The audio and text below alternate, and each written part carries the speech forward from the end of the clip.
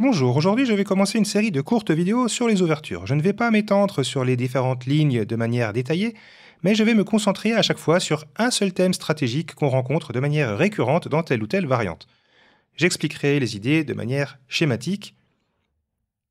Comme ça, vous pourrez comprendre les plans au lieu d'apprendre les coups.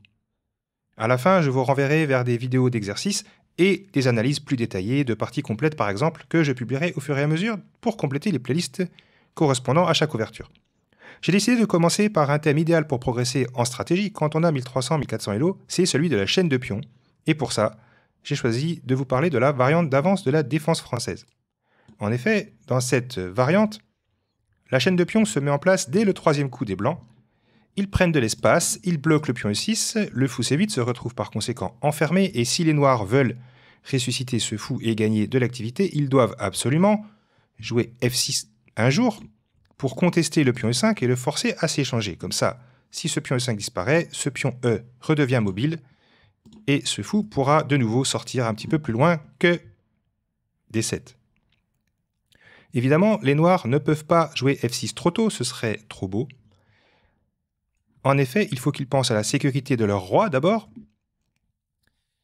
Et en plus, le pion E5 est bien protégé par le pion D4, ce qui veut dire que ce pion pourrait reprendre en cas d'échange, tout simplement, et le problème des noirs serait intact. Par conséquent, la première cible dans une chaîne de pions, celle qu'il faut attaquer en premier, c'est la base de la chaîne. Pour commencer à l'attaquer, il faut le faire avec un pion. Les débutants ont souvent tendance à développer leurs pièces directement, mais après un coup comme cavalier C6, la base D4 est trop facile à défendre.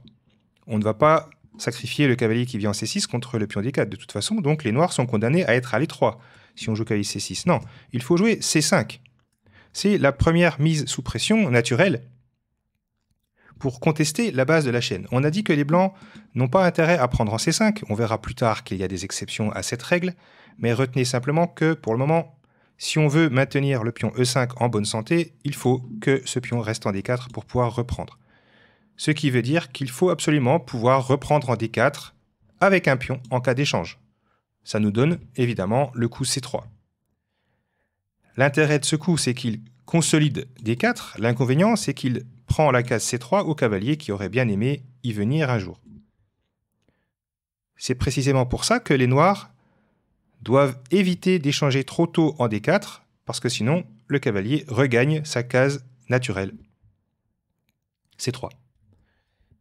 Et ce qui est intéressant maintenant dans ce thème stratégique, c'est que la structure de pion nous oblige à placer nos pièces correctement. C'est en fonction de la chaîne de pions qu'on doit adopter telle ou telle configuration de pièces. Pour les noirs, c'est assez facile à trouver en réalité. Quelles sont les trois pièces qui peuvent venir au contact de ce pion? On a déjà le cavalier, ça c'est élémentaire.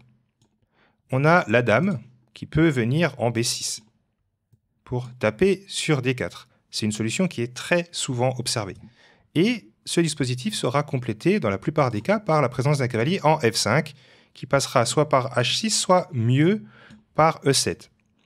Comme ça, ce cavalier contribuera à la pression sur D4. Ce qui veut dire que ce pion-là, en 4 coups, pourrait être attaqué 4 fois. 4 fois puisqu'il y a aussi le pion C5 qui exerce une pression sur D4. Les blancs doivent par conséquent agir tout de suite parce que leur pion n'est défendu que 2 fois pour le moment, par le pion C3 et par la dame D1. Quelles sont les pièces qui peuvent venir au contact?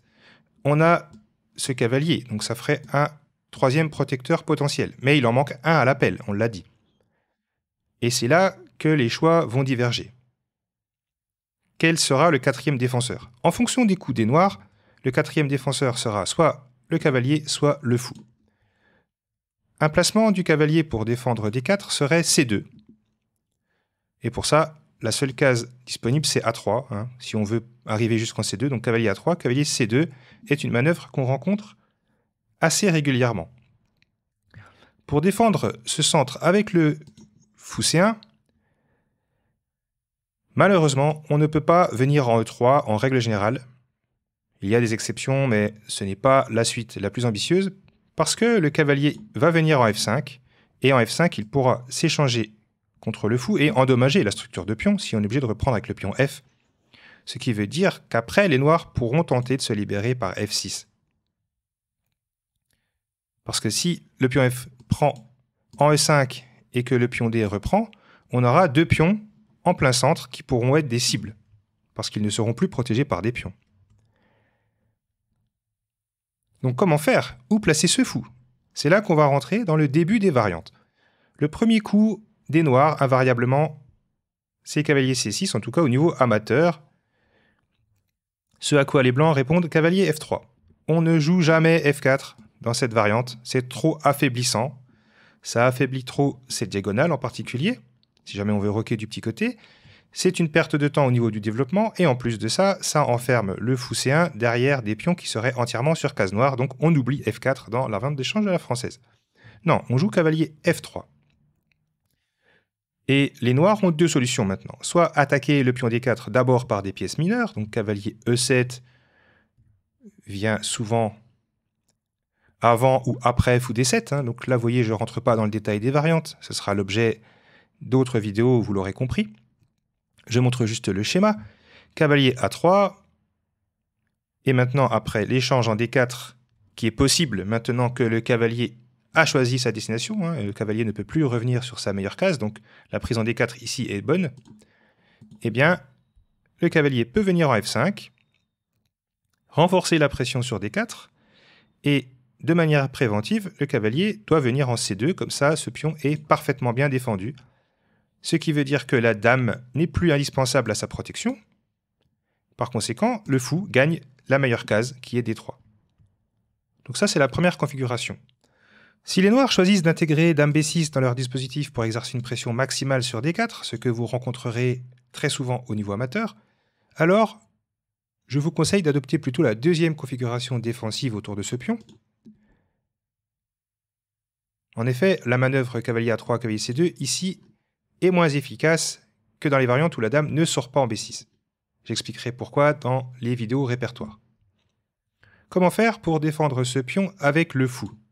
On l'a dit, le mettre en E3 n'est pas la meilleure solution, d'autant plus que maintenant il faut protéger le pion B2. Par conséquent, le fou va devoir venir en B2 absolument, d'autant plus qu'en B2 il protégerait toute la chaîne de pions. Mais attention, il ne faut surtout pas le faire immédiatement en jouant B3, ce serait trop affaiblissant sur case noire, et les noirs pourraient perturber notre développement. Tout simplement en prenant en D4, et en dressant le constat suivant, le pion D4 est défendu juste ce qu'il faut, 2 fois et attaqué 2 fois. Au passage, vous notez que cette variante est vraiment intéressante parce qu'elle nous oblige à tout le temps compter le nombre d'attaquants et de défenseurs qui gravitent autour d'une cible. Et maintenant, les noirs sont en mesure de donner un échec qui va nous obliger à couper la dame de la protection de ce pion. En effet, on n'a pas envie de jouer roi E2 ici, et la case C3 ne peut pas être utilisée par notre cavalier parce qu'elle n'est plus défendue par le pion B, tout simplement. Donc fou D2, par exemple, permet aux noirs de prendre en D4, tout simplement, ce qui gagne un pion, parce que sur fou prend B4, la dame reprend avec échec, échec intermédiaire. Et la perte du pion est irrémédiable. En plus, on a affaibli notre pion E5 qui n'a plus de soutien. Catastrophe positionnelle. Autrement dit, après dame B6, il va falloir adopter un plan basé sur A3, puis B4. On ne peut pas jouer B4 tout de suite, hein, puisque B4 est très bien contrôlé par les noirs. Une case contrôlée 4 fois. Donc après A3, les noirs pourraient continuer par fou D7, par exemple. Et maintenant, B4 force le pion C à prendre en D4. Tout autre choix serait mauvais, puisque les noirs voulaient fragiliser la base, hein, donc il faut bien prendre en D4 pour qu'ensuite on puisse s'en prendre à ce pion. Mais au passage, les blancs ont récupéré cette bonne case pour leur cavalier. Et là commence le milieu de jeu. Est-ce que les blancs vont être en mesure d'alléger la pression sur ce pion D4, c'est-à-dire de soulager ce pion. S'ils y arrivent, alors ils garderont leur avantage d'espace. Et si les noirs arrivent à perturber le développement des blancs, basé sur la défense de ce pion, alors ils égaliseront. Et tout ça, ça sera l'objet d'autres vidéos. Sinon, évidemment, celle-ci aurait été beaucoup trop longue. En ce qui concerne les libérations à base de F6, elles interviennent beaucoup plus tard et seront l'objet d'une autre vidéo.